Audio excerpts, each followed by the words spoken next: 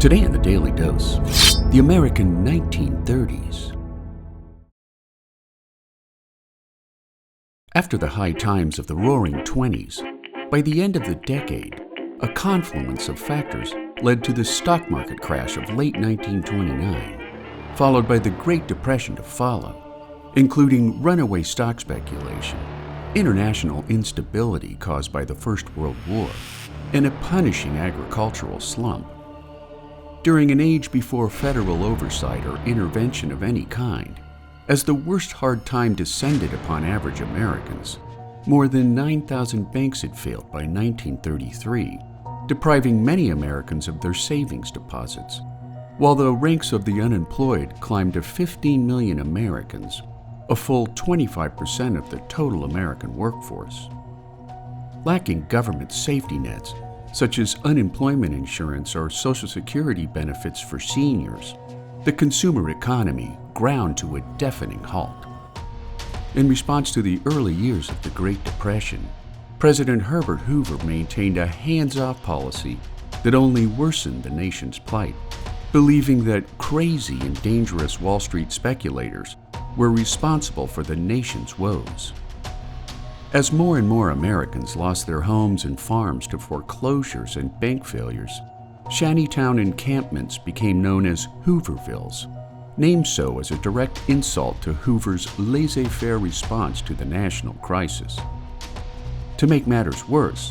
the Dust Bowl comprised yet another man-made disaster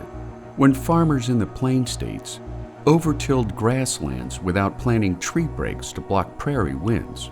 forcing 2.5 million Americans to abandon their farms in what became known as the Dirty 30s. Other natural disasters compounded the nation's woes,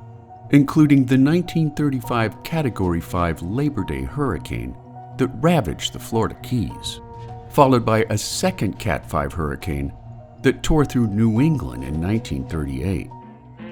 Sweeping the presidential election of 1932, after Franklin D. Roosevelt took office the following year, he implemented his first and second New Deal policies to help a nation retake its feet, in his words, to wage a war against the emergency. Ending Prohibition on December 5, 1933, FDR pushed the Emergency Banking Act through Congress before signing the Tennessee Valley Authority Act, or TVA, which allowed the federal government to build dams along the Tennessee River for flood control and the generation of inexpensive hydroelectric power, followed by the National Industrial Recovery Act. During his second New Deal, FDR steered the Social Security Act through Congress, at the same time creating the Works Progress Administration, or WPA, injecting federally funded jobs for the unemployed, which in turn improved the American infrastructure through the construction of post offices, bridges, schools, highways, and parks. While the 1930s was an undeniably tough time for most Americans, the nation also took time to play as best they could. By 1938, for instance, more than 80% of American households had radios, with such comedy distractions as Amos and Andy,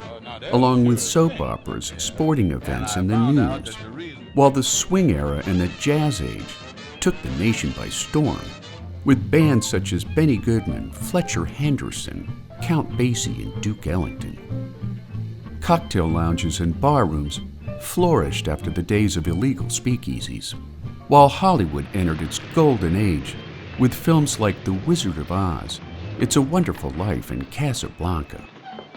By the end of the decade,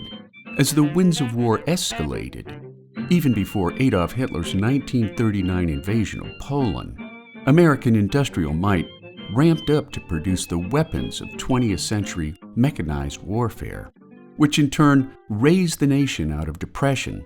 during the 1940s and beyond, making the American 1930s a time of trial and tribulation for Americans everywhere. And there you have it, the American 1930s, today in the Daily Dose. If you like learning something new every day, subscribe to the Daily Dose on YouTube or sign up for emails at dailydosenow.com.